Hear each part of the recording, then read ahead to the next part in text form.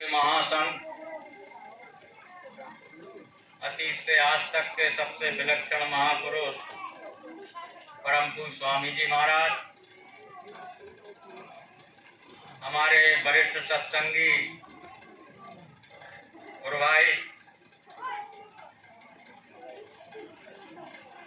आपके क्षेत्र की शान भाई दर्शन लाल जी एवं यहाँ उपस्थित वरिष्ठ सत्संगी प्रेमी भाई बहन, माता बहनें, दूर दराज से आए हमारे सभी बुजुर्ग, युवा एवं बच्चे और बच्चियों, एक देवदूत अपने दोनों हाथों में दो पुस्तकें लेकर के जा रहा था। कुछ लोगों ने देवदूत को रोका और देवदूत से पूछा कि आप कौन हैं। देवदूत ने उत्तर देते हुए कहा कि मैं देवदूत हूँ और देवलोक को जा रहा हूँ। लोगों ने पुनः देवदूत से पूछा कि आपके दोनों हाथ की पुस्तक में क्या लिखा है। देवदूत ने उत्तर देते हुए कहा कि डेढ़े हाथ की पुस्तक में ऐसे लोगों का नाम लिखा है जो परमात्मा को याद करते हैं, प्रभु को याद करते हैं, गुरु भगवान को याद करते हैं। और सीधे हाथ की पुस्तक में ऐसे जीवों का नाम लिखा है जिनको परमात्मा स्वयं याद करते हैं, प्रभु भगवान स्वयं याद करते हैं। आज का दिन, आज का समय और ये स्थान बहुत ही शुभ है। जिस स्थान पर मालिक के नाम का उच्चारण हो रहा है, प्रेमी भाई बहनों, जब आप लोगों को कहीं से संदेश और संकेत मिलता है, कहीं से कोई आवाज उठती है, आपको पता लगता है कि सत्संग होने के लिए जा रहा है, तो आप तड़प उठते हैं। एक झलक मालिक के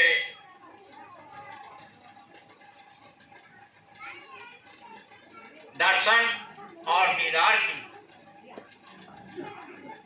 मालिक के जोहर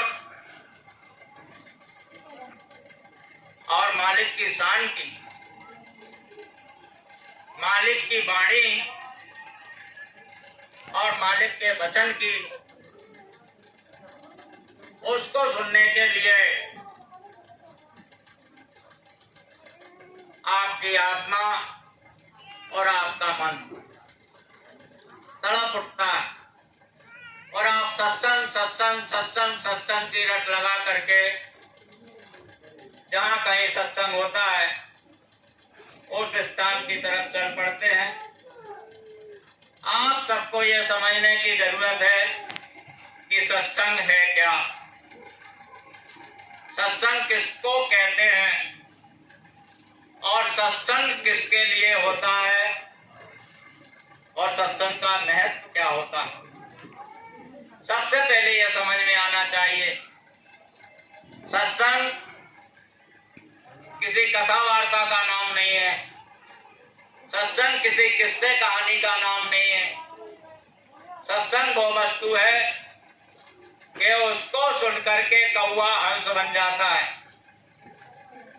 कौवा यदि हंस को सुनेगा तो कौवा हंस बन जाता है, और हंस यदि सत्संग में बैठता है तो वो इंसान बन जाता है, और इंसान यदि सत्संग में बैठ जाता है तो वो देवता बन जाता है, और देवता अगर सत्संग में आ जाएंगे तो वो ईश्वर का रूप धारण कर लेंगे, और ईश्वर यदि सत्संग को सुनते हैं तो वो ब्रह्म का रूप धारण कर लेंगे, और ब्रह्म भी यदि सत्संग को सुनते हैं तो पार ब्रह्म का रूप धारण कर लेंगे, और पार ब्रह्म भी अगर इसको सुनते हैं तो कृष्ण लोक और गौलोक का रूप धारण होता है, और अगर महाकाल लोक के महापुरुष भी आकर के अगर सत्संग में बैठ जाएंगे, क्योंकि ये सब डगडग में अटके हुए, ये भी आकर के अगर सत्संग सुन लेंगे तो इनकी रूह, इनकी आत्मा 33 करोड़ देवी देवता जिनको आप मानते हो, जो स्वर्ग वैकुंठ में बैठे हुए हैं,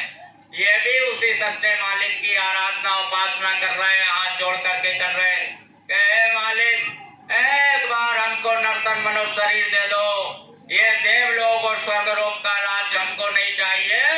एक बार हमको नर्तन मनुष्य शरीर में भेज दो और हम जा करके संत सदगुरु की खोज करके और परमात्मा प्राप्ति का रास्ता लेकर के और इस वैकुंठ रूप को त्याग करके, ऐसे एक रेस्टोरेंट को त्याग करके, ऐसे सुंदर सुंदर वस्तुओं को त्याग करके और मृत्यु लोक में जा करके संतों से रास्ता लेकर के अपने देश में पहुंचा देंगे। अपना देश क्या है? ये ईट पत्थर का मकान, घर परिवार बसाकर बाल बच्चों के साथ जो आप जीवन यापन करते हो, प्रेमी भाई बहनों, ये आपका देश नहीं है। ये ईट पत्थर के मकान आपका घर नहीं है। आपका घर ऐसा है क्या उस घर के दरवाजे पर, आपके मकान पर आज भी दो द्वारपाल खड़े हैं। जब से आप अपने वतन से, अपने घर से, अपने उस मालिक के देश से निकले हैं, तब से आपको कोई पंडित विद्वान तो आपको नहीं बताएगा, लेकिन बाबा जी ने बताने का अवसर दिया है। 350 करोड़ 5,000 750 वर्ष आपको हो गया है आपकी आत्मा को निकले हुए उस देश से।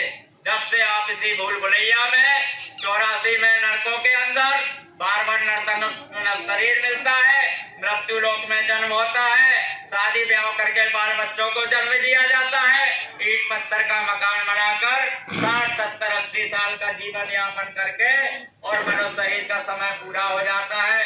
जब आदमी संसार छोड़ करके चला जाता है तो परिवार के बाल बच्चे चिट्ठी पर लिख देते हैं कि अत्यंत दुख के साथ सूचित किया जाता है कि हमारे पूज्य पिताजी श्री घाटी राम जी का स्वर्गवास हो गया, फलाने दिन रसोई है, फलाने दिन उनका घाटा है, और रिश्तेदारों को लिख देते हैं कि कृपा करके पधारना जी। ऐसे चिट्ठी पर लिख देते हैं जैसे इनके पिताजी ने चिट्ठी भेज दी हो स्वर्ग लोक से कि बेटा आप चिंता मत करना, हम स्वर्ग में उसमें पहुंच गए। जैसे उन्होंने वहां स्वर्ग से टेलीफोन कर दिया कि बेटा आप चिंता मत करना, हम स्वर्ग लोक वैकुंठ में लौट में कर। प्रेमी भाई बहनों, यहाँ से जो मर करके जाता है कोई नहीं बता सकता कि वो कहाँ चला गया। ये वेद शास्त्रों में ये अकाट सत्य लिखा है।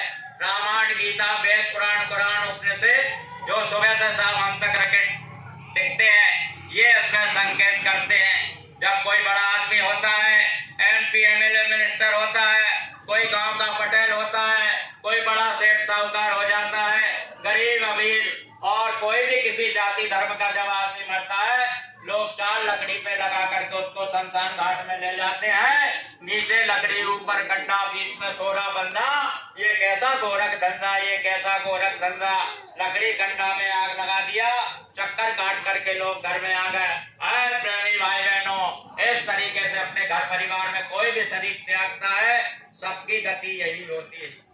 मरने वाला कभी चिट्ठी पत्री नहीं भेजता है कि मुझे स्वर्ग मिल गया, कि मेरे को वैकुंठ मिल गया है, वो कोई चिट्ठी पत्री नहीं भेजता है। हम अपनी मनन ग्रंथ भाषा, आज तक किसी भाई ने, किसी परिवार के लोगों ने ये नहीं लिखा चिट्ठी पे कि मेरे माँ बाप का नरकवास हो गया।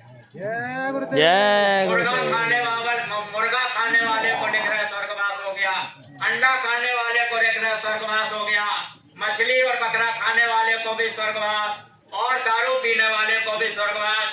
तो क्या भगवान का भजन करने वाला नर्क में जा रहा है? भगवान का भजन करने वाले के लिए क्या नर्क बनाया है? अरे जब तुम ये जानते हो, स्वर्गवास चिट्ठी पे लिखते हो, तो वेद शास्त्रों में नरकों का भी बयान किया गया है। जब स्वर्ग है तो नरक भी है, और नरक है तो स्वर्ग भी है।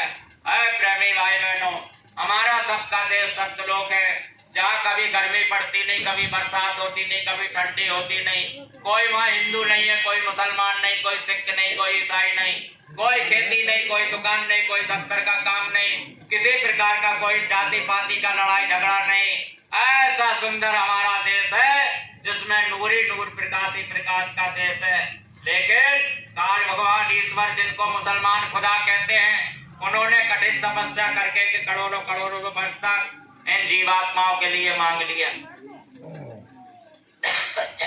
कठिन तपस्या करके जब आत्माओं को मांग लिया, और आत्माओं को मांग करके और इस मृत्यु रूपी जाल के अंदर इसमें फंसा दिया। इस मृत्यु लोक में जब हम माँ के गर्भ में उल्टे लटके रहे, उल्टा जीव रहे, लटकाना गागड़ पक्षी के समाना।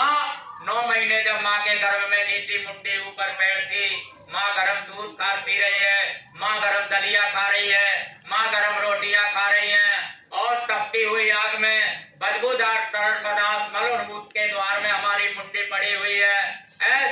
से उस कठिन पीड़ा में, उस पीड़ा के अंदर है आपने ईट पत्थर को याद किया, नातेदार रिश्तेदारों को याद किया, तीरथ और व्रत को याद किया, देवी और देवताओं को याद किया, हीरा जवाहरात पन्ना पुखराज मोती ईट पत्थर के मकान एक एक करके आपने सबको उस माँ के गर्भ में याद किया कि प्रभु कोई तो आकर के मेरी संभाल करो, इस माँ के गर्भ से नर्क से बाहर लगाओ। ऐसे तपाया जाता है माँ के गर्भ के अंदर, जैसे कुमार मटके का हवा लगा करके मटकों को तपाता है।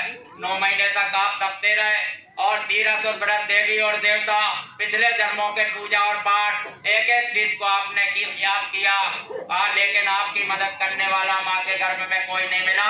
ऐसे सरकार दृष्टि महापुरुष जिनकी दिव्य दृष्टि खुली होती है, जब इन्होंने आपकी पीड़ा को सुना, आपकी मजबूरी को सुना, आपके दुख को सुना, आपकी बेदली को सुना, जब ऐसे महात्माओं ने सूक्ष्म रूप धारण करके माँ के गर्भ के अंदर जाकर के आत्मा से पूछते हैं कि भाई तू क्या चाहता है, क्यों तड़प रहा है, तो आत्मा हाथ जोड़ करके उन महापुरुष को से कहती है कि दीन दयाल हृदय संभारी हरऊ नाथ मम संकटवारी। हे प्रभु 9 महीने से एक एक करके सबको याद किया, लेकिन कोई भी माँ के गर्भ के अंदर हमारी मदद करने वाला नहीं मिला है। आप हमारी पुकार दया करुणा पुकार सुन करके यदि इस माँ के गर्भ में आए हैं तो निश्चित रूप से आप ही दीनों के दयाल हो। तो महापुरुष माँ के गर्भ में कहते हैं कि अच्छा ठीक है, बच्चा क्या चाहता है, तो फिर मुट्ठी बांध करके शपथ लेता है और कहता अब प्रभु कृपा करो यही भांति सब तज भजन करो दिन राति, केवल एक सत्य आपको नर्तन मनुष्य शरीर दे दो, क्या एक बार नर्तन मनुष्य शरीर में पहुंचा दो। हम ये संकल्प करते हैं, मुट्ठी बांध करके वादा करते हैं कि सबको तज करके और हम ईश्वर का भजन करके अपनी जीवात्मा को आजाद करके अपने वतन में, अपने देश में, सत्खंड सत्यलोक में पहुंचा देंगे। लौट करके वापस हम जन्म मरण की पीड़ा के चक्कर में आकर के नहीं फंसेंगे। प्रेमी भाई बहनों, मात गर्भ में बोल दिया था नाम जपूंगा मैं तेरा, झूठे संसार में आकर नाम प्रभु का भूल गया। संत महात्मा आते हैं समझाने के लिए, कुछ तो समय निकाल हरि गुण गाने के लिए। तो ये समय है, तो उस मालिक ने हमको एक अवसर दिया इस नर्तन मनुष्य शरीर में कि जाओ बच्चा एक बार हम तन मनुष्य शरीर में मौका देते हैं, भजन करके संतों से रास्ता लेकर के अपनी जीवात्मा को जन्म मरण के चक्कर से छुड़ा करके और जीवात्मा को आजाद करा लेना। हम आए तो थे सब हरि भजन को, लेकिन घोटन लगे कपास। अब यहाँ कपास घोट रहा आदमी, कोई खेती का चक्कर मार रहा, कोई दुकान का चक्कर मार रहा, कोई कचहरी का चक्कर मार रहा, और कोई इधर की बात और कोई नाता और कोई रिश्ता। जब माँ के गर्भ से आपको निकला ये मनुष्य शरीर में जब आप आए तो पहला बंधन इस आत्मा के ऊपर पड़ गया इस शरीर का। ये 5 तत्वों का खोल है, जल पृथ्वी अग्नि वायु और आकाश का। इस नर्तन मनुष्य शरीर में जीवात्मा फंस गई, जीवात्मा फंस गई। 1 साल के बालपन निकल गया रोते रोते आपका। सबको तो बच्चों को उठाना पड़ता है। जब 2-5 साल की उम्र हो गई तो माँ बाप ने आपका स्कूल में दाखिला कर दिया, एक बस्ते में 25 पुस्तकें लाद के बच्चों पे लटका दी। अब बच्चा जा रहा है, अगर बच्चा स्कूल का होमवर्क नहीं करता है तो मास्टर की डांट, और मास्टर की डांट से अगर स्कूल नहीं जाता है तो माँ बाप की मार। तो माता पिता चाहे पढ़वाना और वो रहे दिन खेल दीवाना। माता पिता तो चाहते हैं कि बच्चा पढ़े, लेकिन बच्चा खेलों का दीवाना हो जाता है। दिन भर खाने की चिंता नहीं, खेल में आपकी उम्र निकल गई, किशोर अवस्था आई, जवानी आपकी आ गई, 25 साल की उम्र हो गई तो माँ बाप को चिंता लग गई कि चलो बच्चे की शादी किया जाए। बच्चा जब जवान हो गया, अब बच्चे की शादी तय कर दिया, रिश्तेदारी कर दिया, उसका रिश्ता तय हो गया। जिसकी शादी होती है उसके पेट में गुलगुले फूटते हैं कि मेरी शादी होने वाली है, बीवी आएगी, बड़ी खुशियां मनाता है पेट के अंदर, लेकिन उसको ये पता नहीं चलता है कि पैर में बेड़ी डाली जा रही है। देखिए इसी बात के लिए कबीर साहब कितने सुंदर शब्दों में लिखते हैं कि कबीरा ये तन जात। कबीर साहब कह रहे हैं भाई, ऐ जीव, ऐ मनुष्य, ये तेरे मनुष्य शरीर का समय जा रहा है। कबीर साहब समझाते हैं, कबीरा ये तन जात है, सकई तो ले बजाए, पावन बेड़ी पड़त है, ढोल बजाए बजाए। तो ढोल बजा बजा करके देखते हो किसी की शादी होती है, घोड़े के ऊपर दूल्हा बैठता है और डीजे और ढोल बजा बजा करके, और पंडित जी ने ने 7 फेरे लगवा दिए अग्नि का और औरत को लेकर झंडा डंडा कंधे पे टांग करके आ गए। अब ये तो पता लगेगा कि वो 52 किलो की है कि 70 किलो की है कि 80 किलो की, वो बाद में तो जो दूसरा बंधन हो गया। पहला बंधन हाथ पांव पे पड़ा, देह का, इस मनुष्य शरीर का, इसका जल पृथ्वी अग्नि वायु आकाश का, हार मास के चमड़े का। पहला बंधन पड़ा देह का, दूसरा त्रिया जान, तीजा बंधन पुत्र विचारों, चौथा नाती जान, और नाती के गर्भवती हो जाए फिर का कौन ठिकान, चोलड़ पचड़न सतड़न रस्सी। एक बाप के 4 बेटे हैं और 4 ही बेटा बेटियों की शादी हो गई, और एक एक बेटा बेटी के अगर 1-1 2-2 बच्चे हो गए तो वो 6-7 नाती पोता हो गए। तो लिखा है कि चोलड़ पचड़न सतड़न रस्सी, जैसे 5-7 रस्सियों को मिला करके एक मोटी रस्सी भागी जाती है। चोलड़ पचड़न सतड़न रस्सी बांध दिया तो मैं बहुविस्तान, जैसे लकड़हारा मोटी रस्सी से लकड़ी के गट्ठे को कस देता है, इस तरीके से आप कसा गए इस संसार में आकर के। चोलड़ पचड़न पहला बंधन पड़ा देह का, दूसरा त्रिया जान, तीजा बंधन पुत्र विचारो, चौथा नाती जान, नाती के गर्भवती हो जा फिर का कौन ठिकान, चोलड़ पचड़न सतड़न रस्सी बांध दिया तुम्हें बहुविस्तान। कैसे छूटन हो तुम्हारा गहरे कूटे गड़े निदान, जैसे घर के सामने गहरे कूटे में भैंस बंधी रहती है ऐसे बंध गए और उस मालिक को भूल गए। माँ के गर्भ में जो वचन दिया था आपने कि अब प्रभु कृपा करो यही भांति, सब तज भजन करो दिन राती, वो मालिक का वादा भी भूल गए कि मालिक से वादा किया था एक बार हमको नर शरीर को दे दो।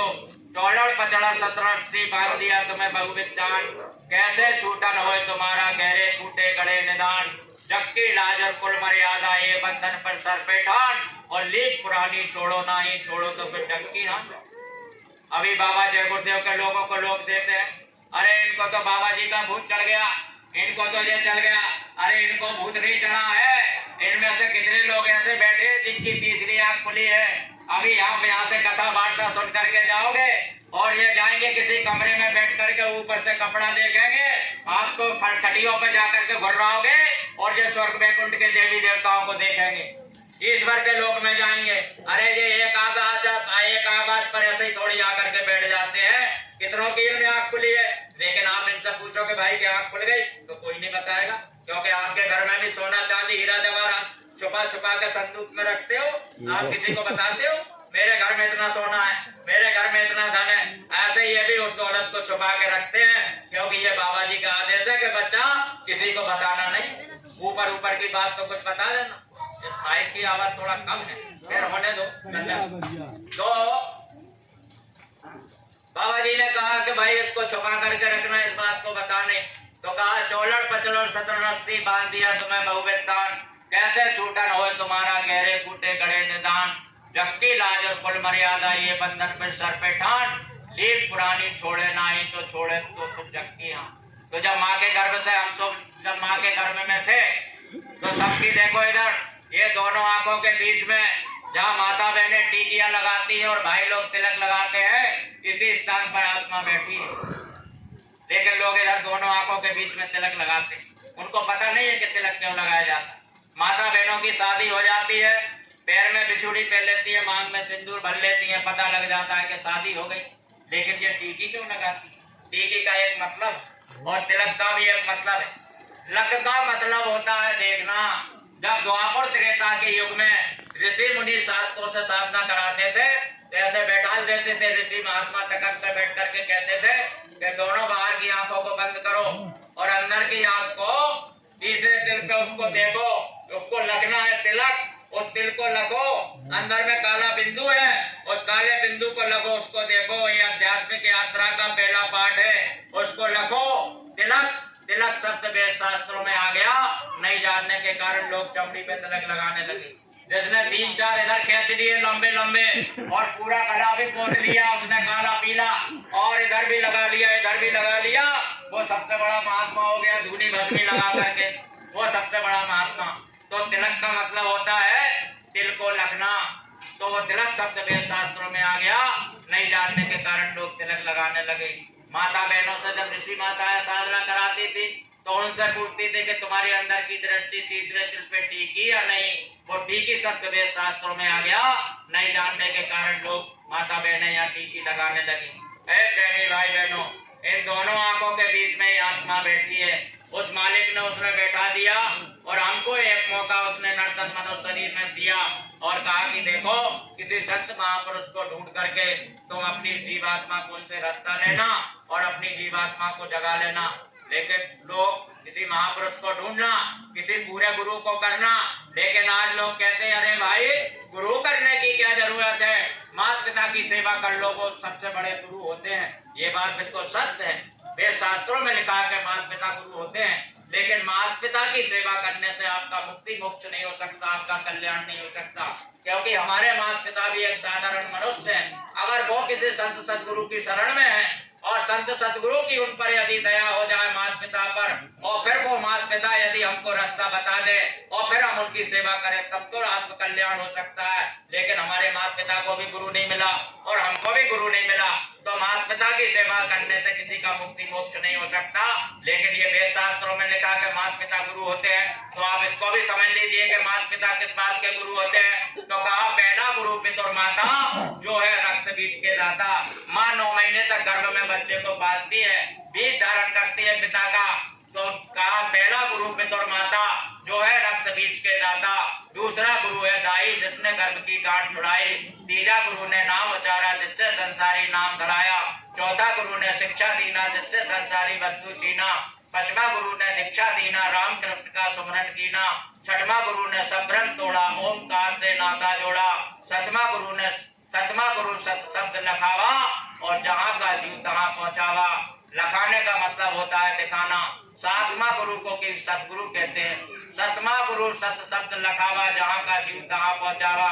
जो प्राइवेट तरीके से बच्चे हो जाते हैं, बचपन में उनके माँ बाप मर जाते हैं और कई लावारिस अवस्था में मिल गए, और किसी आदमी ने उठा करके थाने कचहरी में थाने वालों को दे दिया कि भाई ये बच्चा लावारिस पड़ा था, हमको मिल गया। तो पुलिस वालों ने भी किसी गरीब आदमी के लिए उस बच्चे को दान कर दिया कि भाई इस बच्चे के लिए, तो आप लोग हल्ला गुल्ला मत बताइए, बगल में बैठ करके चुपचाप शांत बैठिए। तो किसी ने जो है गरीब आदमी के लिए और बाल बच्चे के लिए दे दिया, गरीब आदमी के लिए। आप वो गरीब आदमी क्या पढ़ाई लिखाई के नाम पे क्या बच्चे को पढ़ा पाएगा? तो बच्चे को वो पढ़ा नहीं पाएगा, बच्चे को वो लिखा नहीं पाएगा।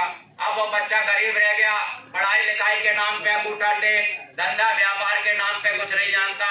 अगर ऐसे भी बच्चे के लिए, लावारिस बच्चे के लिए भी अगर जीवन में संत सतगुरु मिल जाते हैं, तो उसको सातों गुरुओं का सुख सही प्राप्त हो जाता है। देखिए भाई, गुरु महाराज की आज बहुत बड़ी दया है। आप इतने लोगों का मुझे दर्शन करने का सौभाग्य मिल रहा है, मेरी बहुत बड़ी किस्मत है। और हम इतने दूर का दौरा करके आपके यहाँ तक गांव तक चल करके आए हैं, और समय भी हो रहा, आप लोग भी हमको समय दे रहे हैं, और शांति तरीके से आप जो कुछ भी गुरु महाराज की दया होगी तो आप उसको बड़े ध्यान के साथ में इस चीज को सुनोगे, और सुनने के बाद फिर आप इसको गुनना, सुनने के बाद गुनना। और अगर आप बीच बीच में कुछ करते रहोगे तो फिर उसमें तो गड़बड़ हो जाएगा, आपके भी कुछ समझ में नहीं आएगा, तो फिर वो कोई मतलब का नहीं है। तो पूरी बात को उसको आप बीच बीच में उसको सुनो। तो इस नर्तन मनुष्य शरीर में उस मालिक ने ये मौका दिया कि भाई तुमको हम ये नर्तन मनुष्य शरीर देते हैं, और इस मनुष्य शरीर में जाकर के तुम उसको अपनी जीवात्मा को जगाना। तो इसमें गुरु की, तो गुरु जीवन में साथ। पहला गुरु पितुर माता जो है रक्त बीज के दाता। दूसरा गुरु है दाई, जिसने गर्भ की गांठ छुड़ाई। तीसरा गुरु ने नाम उचारा, जिससे संसारी नाम धराया। चौथा गुरु ने शिक्षा दीना, जिससे संसारी वस्तु छीना। पांचवा गुरु ने दीक्षा दीना, राम कृष्ण का सुमरन कीना। छठवां गुरु ने सबरम तोड़ा, ओमकार से नाता जोड़ा। सतवां गुरु सत शब्द लखावा, जहाँ का जीव तहाँ पहुँचावा। ये जन्मों जन्मों से भटकी हुई आत्मा को उस सातवें गुरु को ही सतगुरु कहते हैं। मीराबाई, चित्तौड़गढ़ राजस्थान में मीराबाई हुई। मीराबाई भी यही कहती है कि सतगुरु खोजो री प्यारी, हे आत्माओं तुम सतगुरु की खोज करो। सतगुरु खोजो री प्यारी, जग में दुर्लभ रतन यही। हीरा जवाहरात पन्ना पुखराज मोती, पत्थर के मकान सोना चांदी नातेदार रिश्तेदार, पत्नी पत्नी बाल बच्चे माँ बाप घर घर में सबके पास है। लेकिन आप एक रजिस्टर और टीट लेकर के आप एक एक शहर एक एक गांव का सर्वे करो, लोगों के घर घर जाकर कि आपके जीवन में कोई सतगुरु है तो नहीं है। आपके जीवन में कोई सतगुरु है तो नहीं है। आपके जीवन में कोई सतगुरु है तो सतगुरु किसको कहते हैं? सतगुरु किसको कहते हैं? सतगुरु सत्यलोक के वासी होते हैं, जहाँ की हमारी ये आत्मा रहने वाली है। जब ये आत्माएं जन्म मरण के चक्कर में जब ये फंसने लगी आत्माएं, तो उस मालिक के लिए सदगुरु के रूप में जा करके अत्परित होना करना। तो आज से 700 वर्ष पहले सबसे पहले सत्पुरुष के रूप में कबीर साहब ने आकर के ये नाम का भेद बोला। अब रामचरितमानस में लिखा है, ये बड़ी शंका है पूरे देश और पूरे विश्व के अंदर। ये शंका है कि भाई रामचरितमानस ये कहती है कि कलयुग केवल नाम आधारा और सुमर सुमर नर उतरोपारा। ये रामायण कहती है कि कलयुग में नाम का आधार है। अब कलयुग में नाम का आधार है तो कोई राम राम रटने लगा, कोई कृष्ण कृष्ण जपने लगा, कोई राधे राधे जपने लगा, कोई ओम नमः शिवाय, और जिसकी मर्जी में जो कुछ आ रहा है वो अपनी मर्जी से जप रहा है। आए प्रेमी भाई बहनों, उसको नाम नहीं कहते। वो जीवन से वर्णन करने वाला नाम है, उसको वर्णात्मक नाम है। उससे आत्मा का कल्याण नहीं हो सकता, उससे आत्मा का कल्याण। रामचरितमानस में लिखा है कि कलयुग केवल नाम आधारा और सुमर सुमर नर उतरोपारा। तो नाम कहाँ मिलेगा? फिर उसी रामायण में लिखा कि नाम रहे संतानाधीना और संत बिना कोई नाम ना चीना। अगर किसी मनुष्य को, किसी इंसान को, अगर किसी प्राणी को नाम की जरूरत है तो आपको संतों की खोज करना पड़ेगा उस नाम के लिए। अब नाम क्या वस्तु है कि जब दीपावली में अमावस की रात होती है, दीपावली के दिन, तो आपने लोगों को देखा होगा कि लोग मंत्र की सिद्धि करते हैं। कोई बिच्छू काटने का मंत्र सिद्ध करते हैं अमावस्या की रात को, कोई सांप काटने का मंत्र करते हैं, कोई जहरीले जानवरों को काटने का मंत्र सिद्ध करते हैं। और जब वो व्यक्ति अमावस्या की रात को मंत्र सिद्ध कर लेता है तो वो मंत्र 1 साल तक बराबर काम करता है। भैया रहने तो भगत जी, अगर आप रहने दो तो बड़ी कृपा हो। हटा दो, जल्दी ले जाओ, देर मत करो, ले जाओ फटाफट। और ना ही कोई किसी को पानी पिलाए। गारंटी है इस बात की, कोई कहीं नहीं जाएगा यहाँ से, उसकी जिम्मेदारी हम पे। आप पानी वानी की चिंता मत करो, पानी तो कल भी पी लेना। अभी इसमें कलयुग में, अभी वर्तमान समय में अगर आदमी 64 घंटे पानी नहीं मिलेगा तो वो मरेगा नहीं, और 11 दिन रोटी नहीं मिलेगी तो नहीं मरेगा। अभी भी कलयुग में इतनी ताकत है मनुष्य। 48 घंटे पानी नहीं मिलेगा मरेगा नहीं, और 11 दिन रोटी नहीं मिलेगी तो नहीं मरेगा। तो आप इससे घबराओ मत। अभी हाथ उठने के बाद पानी पी लेना, भाव भक्ति घर में कर लेना। खूब सत्संग खत्म होने के बाद एक एक सत्संगी को घर ले जाओ, खूब पैर पड़ो, पैर दबाओ, पंखा की हवा, कूलर की हवा, दूध पिलाओ, मलुआ पिलाओ, मालपुआ पिलाओ, बुलबुले पिलाओ। हमारी तरफ से पूरी छूट है, लेकिन सत्संग में देखिए ये समय मिलेगा नहीं। हमारे स्वामी जी महाराज कहते थे कि बच्चा हमारे सामने कर लो, और अगर नहीं कर पाओगे तो आप देख रहे हो क्या हालत हो रही। किसी को पता ना लगे बात का, और है आज वादा मुलाकात का, तो आज मुलाकात का वादा है मालिक से, इसलिए रात्रि का जागरण भी है। तो आप बड़े बढ़िया बैठे रहिएगा, अगर मालिक किसी ना किसी को जरूर मिलेंगे आज, ये हमारा भी वादा है। इसलिए आप तैयारी में रहिए। जागरण का जब तुमने नाम लिया है, मालिक तो जगे हुए हैं, और आप उनके लिए जब जागोगे तो कुछ ना कुछ, किसी ना किसी की प्रार्थना स्वीकार हो जाएगी। कितने लोगों में किसी ना किसी की मुलाकात जरूर हो जाएगी यार। तो इसलिए कहा नाम रहे संतनादीना और संत बिना कोई नाम ना जीना। तो दीपावली की रात को जहरीले जानवरों का, बिच्छू का और सांप का मंत्र लोग सिद्ध करते हैं। जब मंत्र सिद्ध हो जाता है, किसी गांव के आदमी को कोई चीज सता लेती है, किसी को कुत्ते ने काट दिया, बिच्छू ने काट दिया, और जाते कि भैया आपको मंत्र सिद्ध है तो आप उस बिच्छू को झाड़ दो। वो मंत्र की फूंक मारेगा, मंत्र 2-4 बार पड़ेगा, हाथ फेरेगा, थोड़ी सी राख मार लगाएगा और उसका बिच्छू का मंत्र उतर जाता है। तो 1 साल तक वो मंत्र काम करता है। और 1 साल के बाद जब दिवाली आती है, दिवाली की अमावस्या के दिन यदि उस मंत्र को नहीं फेरा जाता तो उस मंत्र का प्रभाव खत्म हो जाता है। फिर उसी आदमी के पास दूसरे साल में कोई आदमी बिच्छू या कुत्ते का मंत्र लेकर के काट खाता है, जाता है, तो वो झाड़ फूक तो करता है, लेकिन बिच्छू उसका उतरता नहीं है, कुत्ते का जहर उतरता नहीं है। वो खुद कहता भैया मेरे मंत्र पे विश्वास मत करना आप, क्योंकि मैंने इस साल अमावस्या इस मंत्र को फेरा नहीं है, मेरा इस मंत्र का प्रभाव खत्म हो गया। तो जिस तरीके से जहरीले जानवरों का मंत्र सिद्ध किया जाता है जहर उतारने के लिए, इसी प्रकार से संत महात्मा जब आते हैं तो इस नाम को, इस आत्मा को भव सागर से पार करने के लिए भी एक नाम को जगाते हैं। कबीर साहब 700 वर्ष पहले आए, उन्होंने साहेब नाम को जगाया। कबीर साहब ने साहेब नाम को जगाया। दादू दयाल जी आए और उन्होंने भी राम नाम को जगाया। दादू दयाल जी ने, कबीर साहब ने साहेब नाम को जगाया। और जब गुरु नानक साहब आए तो उन्होंने बाहे गुरु को जगाया। राधा स्वामी आए तो उन्होंने राधा स्वामी नाम के लिए जगाया। गरीबदास जी आए तो उन्होंने सत्य नाम के लिए जगाया। ऐसे प्रकार हमारे गुरु महाराज ने आज से सन 1952 के पहले गुरु महाराज ने जय गुरुदेव नाम का प्रचार किया, जय गुरुदेव नाम को जगाया। ये कलयुग का जागृत नाम है, ये जय गुरुदेव नाम। इसलिए लोग कहते हैं कि बोलो जय गुरुदेव नाम किसका, तो सब लोग मिलके कहते हैं कि जय गुरुदेव नाम प्रभु का। ये प्रभु का पावन नाम, तो बोलते हैं लोग जय गुरुदेव।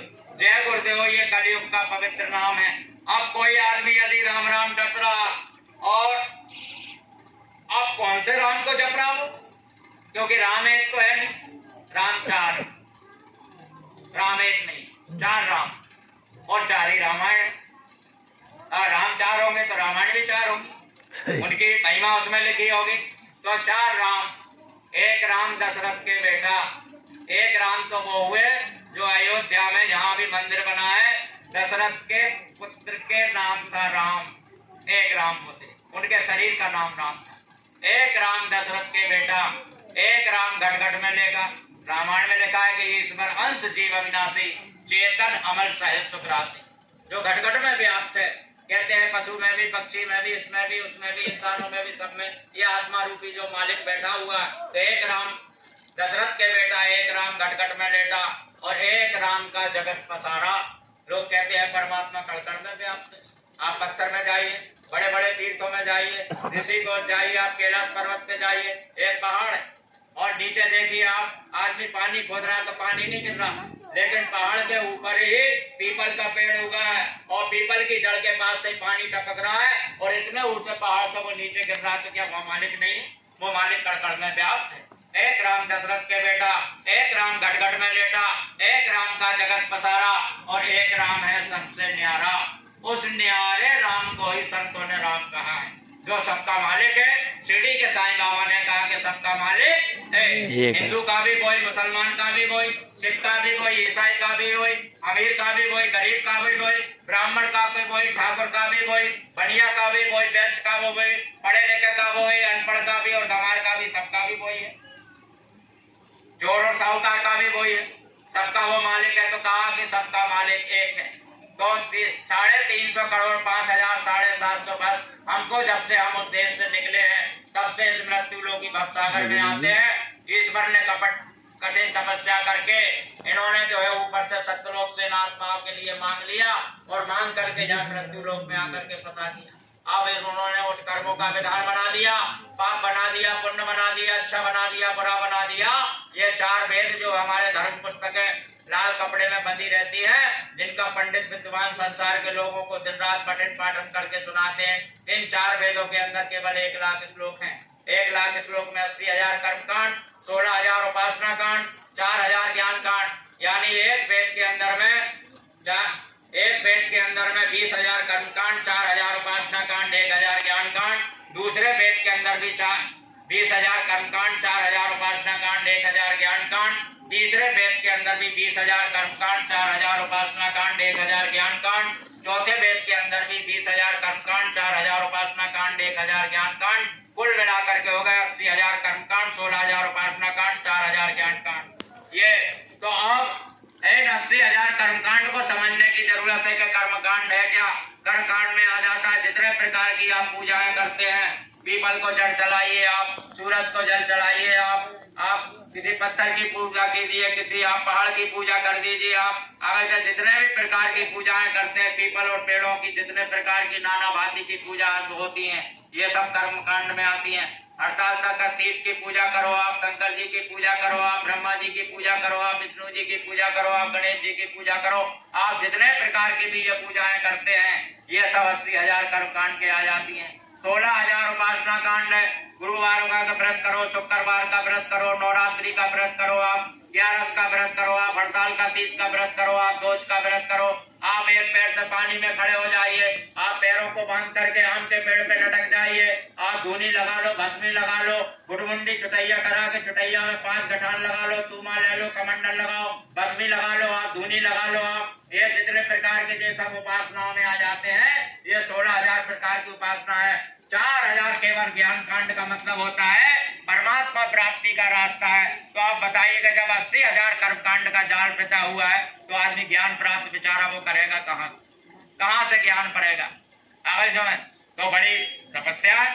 और कोई 1-2 आदमी हो भारत के अंदर, 2 अरब जनसंख्या है और गवर्नमेंट के पास केवल ये लिखा है कि भाई 1.5 अरब जनसंख्या है, बाकी 2 अरब जनसंख्या है भारत की। वो कहते हैं कि 1 अरब 35 करोड़ है भारत की जनसंख्या, और वैसे 2 अरब आगलों की कोई सर्वे में कोई लिस्ट ही नहीं है। कितने लोग घूम रहे हैं जिनका लिस्टों में ही नाम नहीं है। तो भारत की 2 अरब जनसंख्या है। अब कोई एक शख्स पृथ्वी पर आए और 2 अरब लोगों को कितने गांव हैं, कितने कस्बे हैं, कितने शहर हैं,